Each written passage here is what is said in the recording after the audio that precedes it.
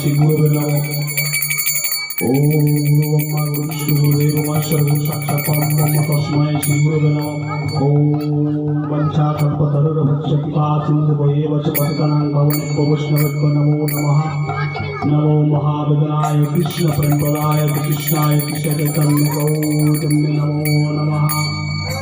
नमो महाविद्याय कृष्ण प्रेमपदाय कृष्णाय कृष्ण चैतन्य गौतमे नमो नमः। पंचतत्त्वात्माकं कृष्णं भक्तरूपतर्पं भक्तवतारं भक्तं नमामि भक्तभक्तिदं। हे कृष्ण करुणा सिंधु दीनबन्धु जगत्पते गोपेश गोपिकाकान्त राधाकान्त नमोऽस्तुते।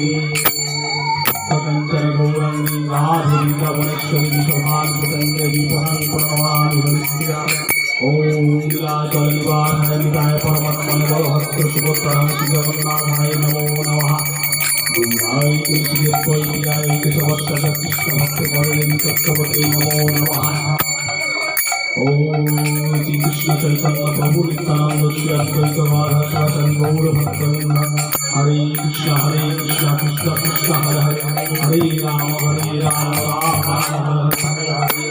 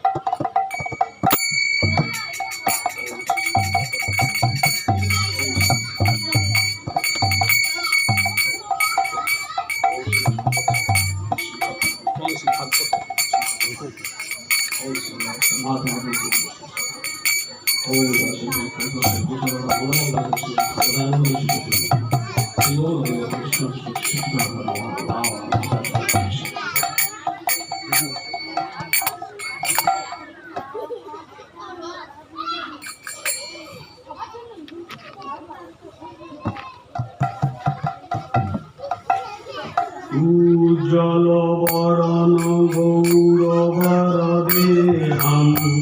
यशिता नीलावली भावविदेहम्। उज्ज्वल वरण गौरवरदेहं यशिता नीलावली भावविदेहम्। उज्ज्वल वरण गौरवरदेहं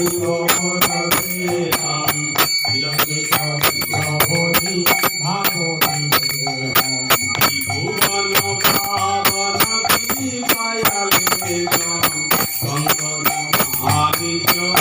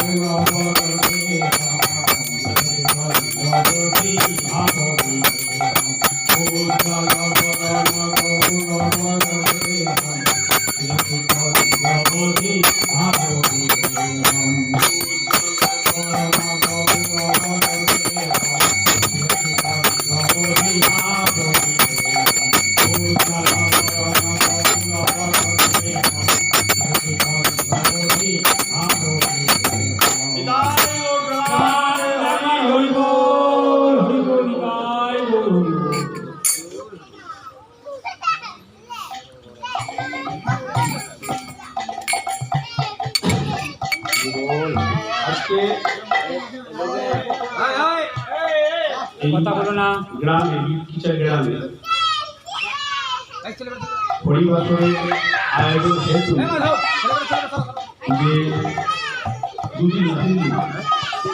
তিন দিন ব্যাপী যে হরিবাসরের আয়োজন করা হয়েছে, আজকে তার শুভ সূচনা এবং হরিকথা, ভগবান উপনিষদ কথা, তার লীলা কথা,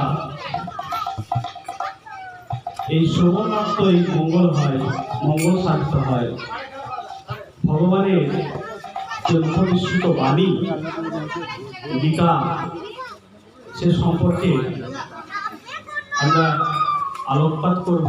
প্রথমেই বলে রাখি যে ভগবদ গীতা কি হয়েছে না, রিসেন্টলি খুব আনন্দের বিষয় যে ইউনেস্কো, যে বিশ্ব হেরিটেজ ইউনেস্কোতে আমাদের এই ভগবদ গীতা সেখানে কিন্তু স্থান পেয়েছে। অর্থাৎ সারা বিশ্বে তুমি শেখাচ্ছ দাও। ওয়ার্ল্ড হেরিটেজে ভারতের মান, প্রথম কথা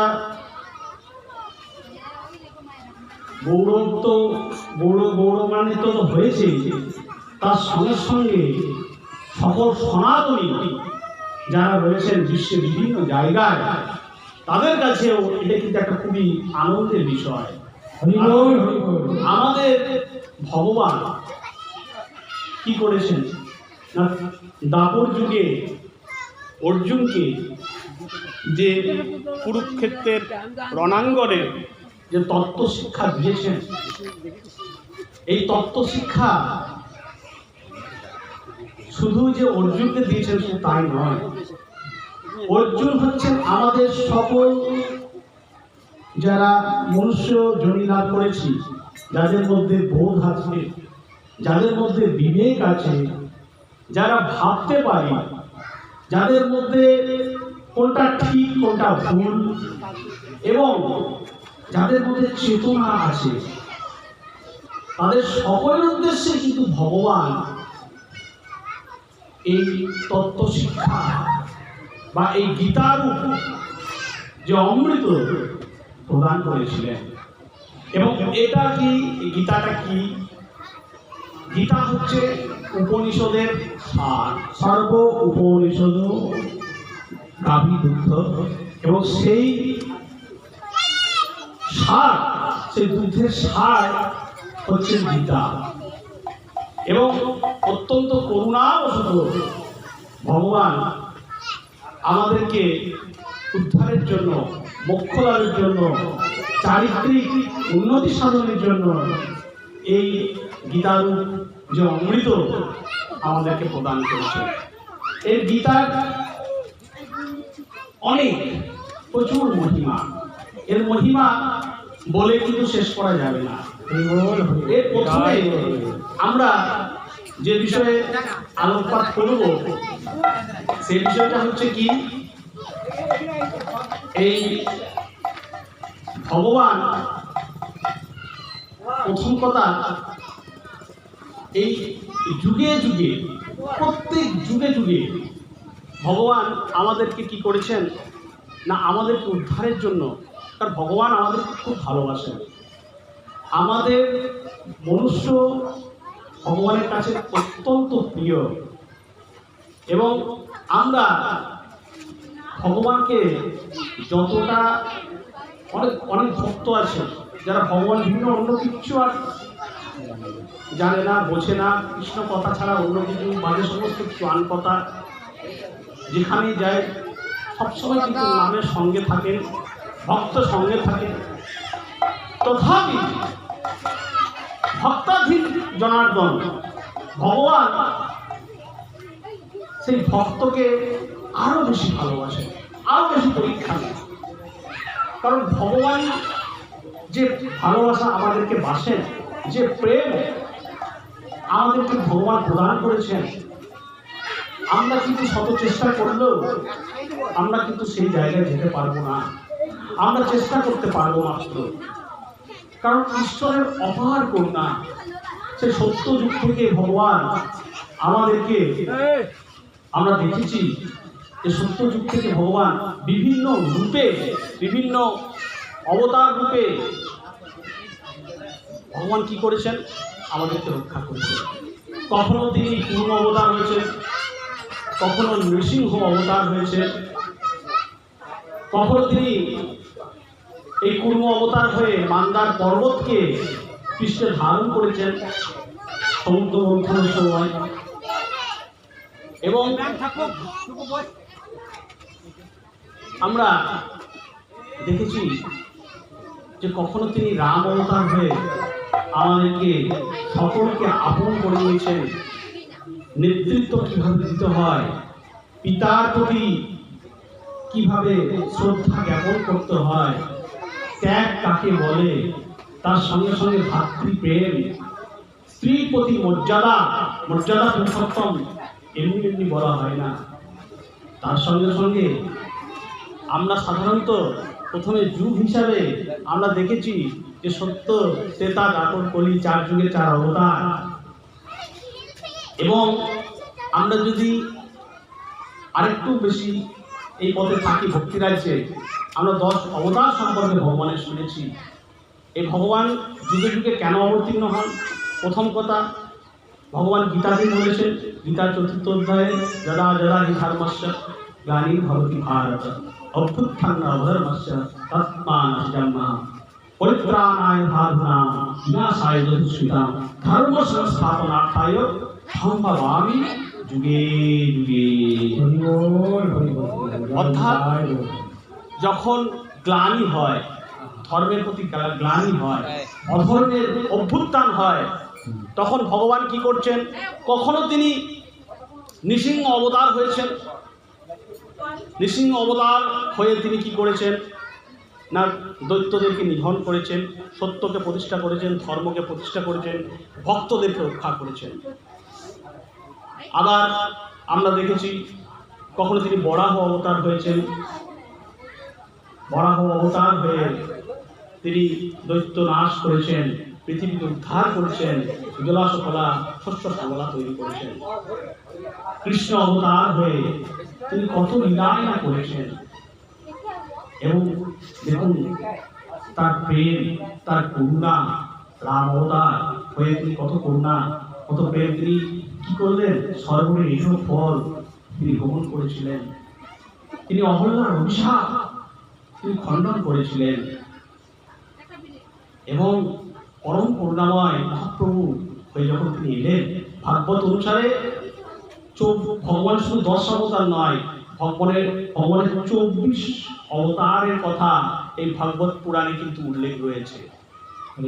অর্থাৎ এই কথাটা পরিষ্কার, একটু যারা ভক্তি রাজ্যে আছি, যারা ভগবানের প্রতি আস্থা রয়েছে, ভগবানের প্রতি বিশ্বাস রয়েছে, প্রেম রয়েছে, কারণ বিশ্বাস ছাড়া কিন্তু গতি নাই। কারণ ভগবানকে যদি আমরা পেতে চাই, গীতাতে কর্ম যোগ, জ্ঞান যোগ, ভক্তি যোগ এবং যে অভ্যাস যোগের কথা বলা হয়েছে, এই যোগগুলোকে যে কোনো মাধ্যম যদি আপনি গ্রহণ করেন ভগবানকে পাওয়া যাবে ঠিকই, কিন্তু বাকি যে সমস্ত যোগ কথা বলা হয়েছে, এই যেমন কর্মযোগ, ভগবান বলেছেন, কি বলেছেন সেখানে? কেমন না এবার মা ফলে আসা, কর্ম করে যাও, ফলের আশা করো না, ফলটা আমার উপর তুমি ছেড়ে দাও। অর্থাৎ ভগবানের উদ্দেশ্যে ভগবত সেবা আমরা করে যাব। আমরা কি করব? সৎকর্ম করব, আমরা ভগবতমুখী কাজ করব, আমরা দশের কাজ করব, আমরা গ্রামের 5 জনের কাজ করব, মঙ্গল সাধনের কাজ করব, এবং সর্বোপরি কি না এই ভজন সাধন হেতু, কৃষ্ণ ভজন সাধন হেতু আমরা নিজেদের কর্মটাকে ভগবতমুখী করার চেষ্টা করব। ভগবতমুখী কিভাবে হবে? বিভিন্ন মুখে আরও বলবেন যে আমরা তো বিভিন্ন ধরনের কাজকর্মের সঙ্গে যুক্ত রয়েছি, আমরা এই কর্মটাকে ভগবতমুখী কি করে করব? করা যায় না? অবশ্যই করা যায়। ভগবতমুখী আমরা কীভাবে করব? আমরা বিভিন্ন কর্মের সঙ্গে ভগবানের নামকে গ্রহণ করব, এক, এবং আমরা যে কর্ম করব সেই কর্মটাকে যদি ভগবানকে সমর্পণ করি, সৎকর্ম যদি হয় সেটা ভগবানের নামে সমর্পণ করা যায়। যে কোনো ধরনের কর্ম ভগবানের নামে সেটা করা যায়, এবং তার সঙ্গে সঙ্গে ভগবানের যে নাম, সে নামটাই কিন্তু সবসময় স্মরণে মননে বিষয়টাকে রাখতে হবে। জ্ঞানের দ্বারা, জ্ঞানের মতো পবিত্র জিনিস তো আর কিছু হয় না। জ্ঞান মান, আমরা যদি জ্ঞান অর্জন করি, জ্ঞান অর্জনের মাধ্যমেও কিন্তু আমরা ঈশ্বরকে পাবো। কারণ ভক্তি রাজ্যে আসতে গেলেও আমাদের কিন্তু জ্ঞান দরকার। আমরা সকলেই অল্প বিস্তর এই বিষয়ে ওয়াকিবহল যারা ভক্তি রাজ্যে রয়েছি, জ্ঞান যদি শুদ্ধ, যদি আমরা শুদ্ধ আচরণশীল যদি হয়, এবং এই শুদ্ধ জ্ঞান আসবে কী করে? শাস্ত্র অধ্যয়নের মাধ্যমে, সদ্গুরুর চরণাশ্রয়ের মাধ্যমে। আমরা যদি শাস্ত্র পাঠ করতে না পারি, আমরা শ্রবণ করব বিভিন্ন গ্রন্থ, যেখানে ভাগবত হবে সেখানে আমরা বসবো, যেখানে গীতা হবে সেখানে আমরা যাব, যেখানে হরিকথা হবে সেখানে আমরা বসবো। অর্থাৎ কি না, জ্ঞান যে শুধু পুঁথিগত জ্ঞান আরোহণ করবো শুধু তাই নয়, আমাদেরকে কি করতে হবে না, এই যে ভাগবত পুরাণ, ভগবত গীতা, রামায়ণ, মহাভারত, চৈতন্য চৈতামৃত, এইসব বিষয়ে কিন্তু আমাদের জ্ঞান দরকার। অর্থাৎ সনাতন শাস্ত্র, সনাতন ধর্মশাস্ত্র সম্পর্কে জ্ঞান দরকার। আজকে এই জ্ঞান নাই বলেই আমাদের হিন্দুদের এত অধোগতি। সনাতন শাস্ত্র সম্পর্কে যদি অবগত থাকা যায়, তাহলে কিন্তু ওই রকমভাবে ছেলে যে তার মাতাকে দেখবে না, ভাতৃবিরোধ এত হবে না। যদি রামচন্দ্র সম্পর্কে কারো অবগত থাকে, রামচন্দ্রের যে পুরো লীলাটাই কিন্তু শিক্ষণীয় লীলা। ভগবানের বুদ্ধ অবতারের কথা যদি আমরা পড়ি, মহাপ্রভুর কথা যদি আমরা পড়ি, আমরা যদি জানি, তাহলে কি হবে? আমাদের অটোমেটিক্যালি আমাদের মনের মধ্য থেকে প্রথম কথা কি হবে না, আমাদের যে সমস্ত অজ্ঞানরূপী যে অন্ধকার রয়েছে সেটা তো দূরে যাবেই, তার সঙ্গে সঙ্গে আমাদের চারিত্রিক উন্নয়ন ঘটবে। এই গীতার মধ্যে এই বিষয়গুলো সমস্ত কিছু রয়েছে, যে আমরা নিজেদেরকে যে গঠন করব, আমরা নিজেদের যে চরিত্র গঠন করব, সেটা বিভিন্নভাবে। মনকে যদি দৃঢ় করতে চাই, আমাদেরকে গীতা করতে হবে। আমাদেরকে যদি সাহস অর্জন করতে হয়, একাগ্রতা বাড়াতে হয়, গীতার যে অভ্যাসযোগ রয়েছে 6ষ্ঠ অধ্যায়, সেটাকে আমাদের পড়তে হবে। জানতে পারবো যে কীভাবে সেখানে ধ্যান করতে হয়, পরপর কিন্তু আছে। এই ধ্যান সম্পর্কে এখন কতজন ওয়াকিবহ, কিন্তু এখানে যারা 50-60 বছরের রয়েছেন, 50-60 বছর বয়সী সম্মানীয় মহোদয়, তারা কিন্তু অল্প বিস্তর এই সমস্ত বিষয়ে ওয়াকিবহল। যে শরীরচর্চা, মনের শরীরচর্চা করলে কী হবে, শরীর ফিট থাকবে, এবং তার সঙ্গে যে প্রাণায়াম, তার সঙ্গে যে মানে মনটাকে একাগ্র করার জন্য যে ধ্যান করা, আজ্ঞাচক্রের মধ্যে এই মনটাকে নিয়ে আসা, এক জায়গায় স্থির হয়ে বসে, তাহলে এই বিষয়গুলো হলে কি হবে না, নিজেদের মন, শরীর এবং যে সমস্ত আচরণ, সেগুলো যদি আমরা ঠিকঠাকভাবে করতে পারি, আমাদেরকে কিন্তু এই প্রকৃত সনাতনী হয়ে নিজেদেরকে যে ঢাল হিসেবে তৈরি করা, আজকের দিনে বাঁচতে গেলে আজকের প্রতিটি পদক্ষেপে আমাদের এই সনাতনী শিক্ষা দরকার। এটাতে কিন্তু আমার প্রথম কথা মাথায় রাখতে হবে। তার সমস্ত উত্তর এই গীতার মধ্যে আছে। গীতাতে যেমন এক সাধু সন্ন্যাসীর জন্য গীতা, কৃষি কাজ করে যিনি নিজের জীবিকা অর্জন করেন তার জন্য গীতা, একজন শিশু সে একাগ্রতা বাড়িয়ে নিজেকে আরো চরিত্রিকভাবে দৃঢ় করবে, তার জন্য গীতা। মাস্টারদা সূর্য সেন, প্রফুল্ল চাকি থেকে শুরু করে বিনয় বাদল দীনেশ, ক্ষুদিরাম তার শেষ বয়ানে এই কথাটা বলেছিলেন। কি বলেছিলেন? যখন তার 16 বছর বয়সে ফাঁসি হয়, যে আমি মৃত্যু ভয়ে ভীত নয়, তার কারণ কি না, আমি গীতা পড়ে আমার নিজের চরিত্রকে দাঁড় করিয়েছি। এসব বিষয় আমাদের জানতে হবে। অথচ এই সনাতনী শাস্ত্র সম্পর্কে আমরা কিছুই ওয়াকিবহল নয়, যে গীতা কি, গীতা কোথা থেকে এলো, গীতা কি কোন ধর্মগ্রন্থের অন্তর্গত, গীতার কটা শ্লোক, এসব বিষয়ে আমরা কিন্তু জানি না। আমি যে বিষয়ে কথা বলছিলাম, যে যুগে যুগে ভগবান আমাদেরকে দয়া করার জন্য তিনি কিন্তু সব সময় মানে এগিয়ে এসেছেন, সব সময় তিনি এগিয়ে এসেছেন। আমরা ধরতে পারছি না, আমাদের নিজেরা কি করছি না, আমরা এগিয়ে যাচ্ছি না। আপনারা সকলেই যারা এই পথে আছেন আমার সঙ্গে একমত হবেন যে আমরা যদি ভগবানের জন্য এক পা বাড়াই, ভগবান 10টা এগিয়ে আসেন। কিন্তু সাধুগুরু বৈষ্ণব বলছেন যে আমরা যদি এক পা এগোই, ভগবান 1000 পা এগিয়ে আসেন।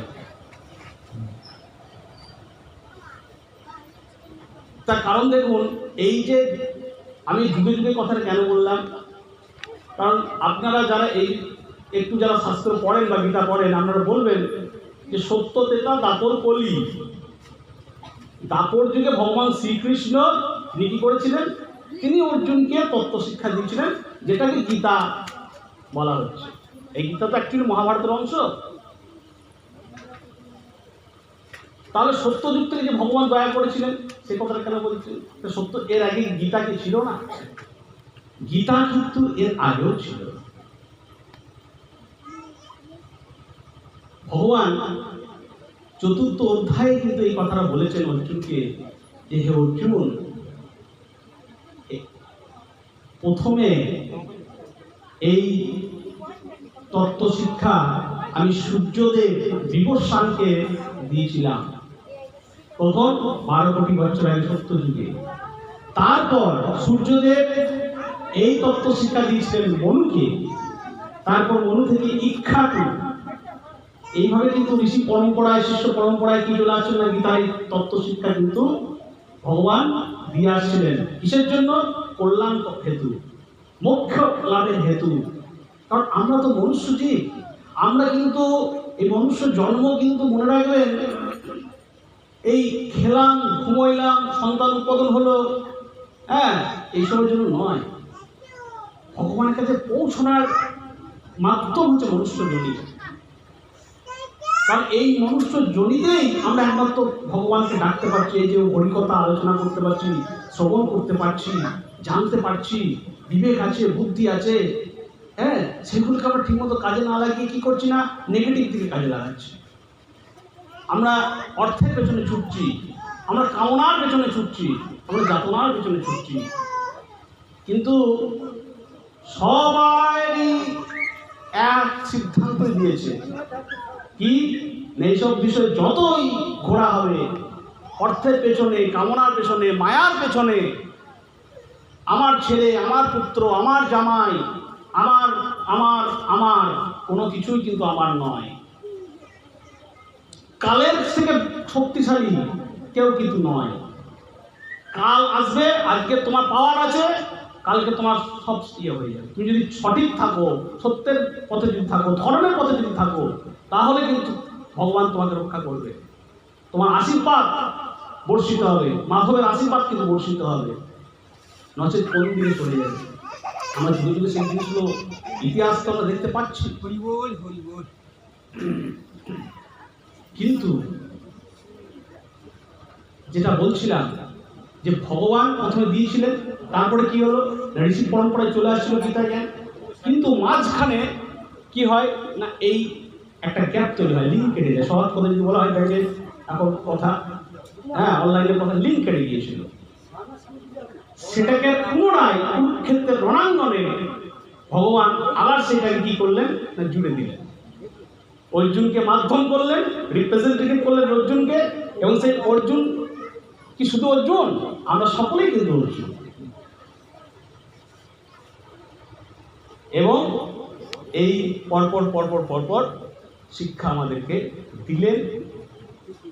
এবং সেই শিক্ষা হচ্ছে কি না, অত্যন্ত মানে অমৃত তুল্য তো বললামই, কত রত্ন ভাণ্ডার। এবং এই নিয়ে এখন কিন্তু রিসার্চ চলছে চারিদিকে। গীতার যে বিভিন্ন কথা, আমি প্রথমেই বললাম ইউনেস্কোতে ওয়ার্ল্ড হেরিটেজের মান্যতা পেয়েছে ভগবত গীতা। এটা অত্যন্ত গর্বের বিষয় প্রত্যেক সনাতনীদের কাছে। সেখান থেকে আমরা একটা জিনিস পরিষ্কার, যে ভক্তির মাধ্যমেই কিন্তু একমাত্র আমরা ভগবানকে পাবো। কারণ বাকি যে সমস্ত মার্গগুলো রয়েছে, সেই মার্গগুলো কি না, মার্গ আছে, যেমন জ্ঞান যোগ রয়েছে, কর্মযোগ রয়েছে, সন্ন্যাস যোগ রয়েছে। এবং এই সমস্ত বিষয়গুলো কি না, যেমন সময় সাপেক্ষ এবং তদ্রূপ সেই বিষয়গুলো কিন্তু একটু কমাও, কমাও, সেগুলো কষ্ট সাপেক্ষ বটে।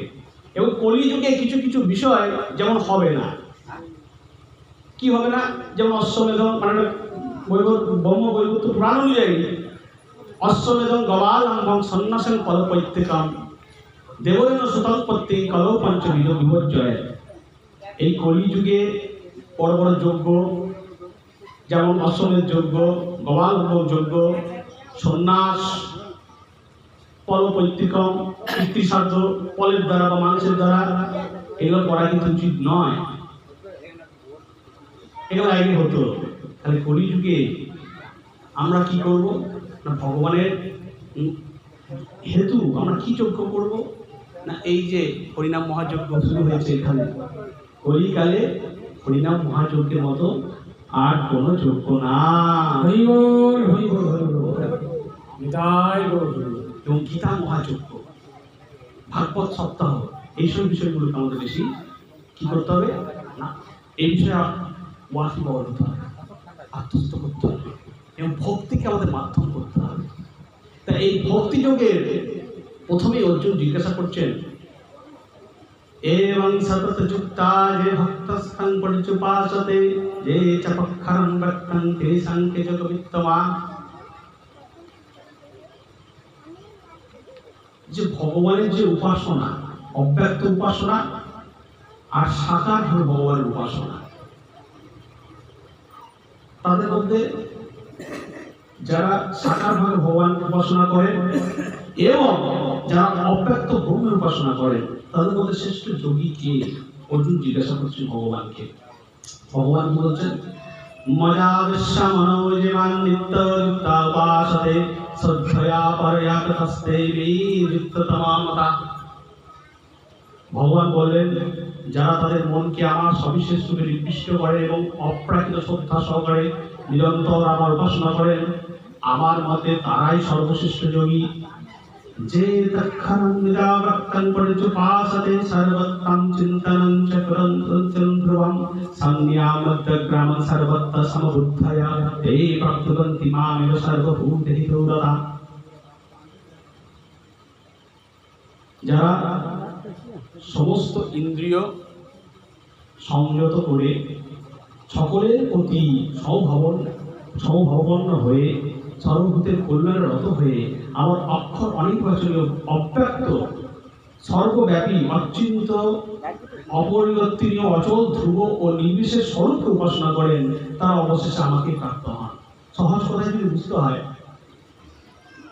সহজ কথায় বুঝতে গেলে যে সাকার উপাসনা এবং নিরাকার উপাসনা। সাকার উপাসনা কি? আমরা এই যে ভগবানের সচরাচর যে বিগ্রহ সেবা হয়, কারো কেউ পটে সেবা করেন বাড়িতে, হ্যাঁ, মূর্তি থাকে, কেউ ক্যালেন্ডারও মানে সেবা করেন, ধূপ সন্ধে দেওয়া, অর্থাৎ সেখানে কি করা হচ্ছে, সেখানে সাকার ভগবানকে আমরা কি করছি না, মৃন্ময়ী চিন্ময়ী উপাসনা করি। সে কালী পুজোয় বলুন, এটা মা কালীর স্থান, বা দুর্গা পূজায় বলুন, বা রাধা মাধবী বলুন, আমরা কি করি না, মূর্তির মধ্যে তাকে উপাসনা করি, অর্থাৎ বিগ্রহের মধ্যে প্রাণ প্রতিষ্ঠা, চক্ষুদান ইত্যাদির মাধ্যমে সাকার অর্থাৎ সেই দেবতার আমরা সচক্ষে তার মধ্যে পাচ্ছি না, আমরা তাকে সামনে থেকে ঈশ্বরকে উপলব্ধি করে তার ভজন সাধন করছি। আর নিরাকার সাধনা বলতে ব্রহ্ম সাধনা, নিরিবিলি জায়গায়, জঙ্গলে, পাহাড়ে আমরা দেখেছি যে যোগীরা টিভিতে বা বিভিন্ন জায়গায় দেখেছি, সন্ন্যাসীরা যেভাবে করেন নিরিবিলি জায়গায়, এক মনে তারা কি করেন না, অব্যক্ত ব্রহ্মের উপাসনা করেন। অর্জুন জিজ্ঞাসা করছে যে অব্যক্ত ব্রহ্ম উপাসনা আর এই যে সাকার ভাবে যারা ভগবানের উপাসনা করা হয়, তাদের মধ্যে শ্রেষ্ঠ কোনটা? তা ভগবান উত্তর দিচ্ছেন যে যারা ইন্দ্রিয় সংযত করে সকলের প্রতি সমভাবাপন্ন হয়ে সর্বভূতের কল্যাণ চিন্তা করে ভগবানের যে অব্যক্ত সর্বব্যাপী অচিন্ত অপরিবর্তনীয় অচল ধ্রুব যে স্বরূপ তার উপাসনা করেন, অবশেষে আমাকেই প্রাপ্ত হন। অর্থাৎ ব্রহ্ম উপাসনার মাধ্যমে অবশেষে ঘুরিয়ে সেই ভগবান কি বলেছেন, তারা আমাকেই পাবে। কিন্তু সাকার রূপে কি হবে? সাকার রূপে যদি উপাসনা করা হয়, সাকার রূপে যদি উপাসনা করা হয়, ভগবান সহজে পাওয়া যায়। কিন্তু এই যে এখানে বলা হলো যে যাদের মন ভগবানের অব্যক্ত নির্বিশেষ রূপের প্রতি আসক্ত, তাদের ক্লেশ অধিকতর হয়, তাদের শরীরের ক্লেশ অধিকতর হবে, অব্যক্তের উপাসনার ফলে দেহধারী জীবেদের কেবল দুঃখ লাভই হয়। ভগবান ডাইরেক্ট বলছেন সহজভাবে যে বিশেষ করে কলির যারা জীব, আমাদের মধ্যে ধৈর্য, সহ্যশীলতা, আয়ু সব কিছুই কিন্তু আমাদের অনেক কম। এবং প্রথমেই তো বললাম কিছু কিছু বিষয় ব্রহ্মবৈবর্ত পুরাণের যে শ্লোকটা অনুযায়ী সেগুলো কিন্তু আমাদের হবে না। তাই ভগবান বলছেন এই যে আমরা সাকার থেকে ভগবানের কাছে যে ভক্তি করি আসি, এই ভগবানকে যে ভক্তি করা, এই ভক্তি আসবে কিভাবে? প্রথম কথা যে ভক্তির যে মাধ্যম, ভক্তি যে কত রকমের আছে সেটাকে প্রথমে আমাদের জানতে হবে। তাহলে ভক্তি কি? সকাম কর্মের মাধ্যমে জড়জাগতিক লাভ বা প্রাপ্তি অভিলাষ বর্জন করে অথবা মনোধর্ম প্রসূত জ্ঞানের চেষ্টা থেকে মুক্ত হয়ে অনুকূলভাবে ভগবান শ্রীকৃষ্ণের উদ্দেশ্যে ঐকান্তিকভাবে সেবা করাই হচ্ছে শুদ্ধ ভগবত ভক্তি। কোথা থেকে পেলাম? না, ভক্তি রসামৃত সিন্ধু। ভক্তি রসামৃত সিন্ধুর প্রথম অধ্যায়ে 11 নম্বর শ্লোক শ্রী রূপ গোস্বামী পাদের লেখা। এই রূপ গোস্বামী পাদ কি? যারা ভক্তি রাজ্যে রয়েছেন তারা সকলেই জানেন। স্বরূপ গোস্বামীর অন্যতম গোস্বামী, তার নাম হচ্ছে রূপ গোস্বামী। জয় রূপ সনাতন ভট্ট রঘুনাথ, শ্রীজি গোপাল ভট্ট দাস রঘুনাথ। এই 6 গোসাইয়ের গড়ি চরণ বন্দন, যা হইতে বিঘ্ন নাশ অভীষ্ট পূরণ। অর্থাৎ এই যে গোস্বামী পাদ, অর্থাৎ আমরা যে মায়ার জগতে রয়েছি, জড় জগতে রয়েছি, আমাদের মধ্যে যে অনেক দোষ ত্রুটি রয়েছে, আমরা কি করছি না, সকল কাজে আমরা সময় পাচ্ছি কিন্তু ভগবানকে আমরা ডাকতে পারছি না। যে কথাটা কবিতাটা আছে না, আমি সকল কাজে পাই হে সময়, তোমারে ডাকিতে পাইনে, আমি চাহি দ্বারা সুত সুখ সম্মিলন, তব সঙ্গ সুখে চাইনে, আমি কত কি যে খাই ভস্য আর ছাই, তব প্রেমামৃত খাইবে। যেটা মেন জিনিস দরকার সেখান থেকেই আমরা দেখুন সরে সরে যাচ্ছি।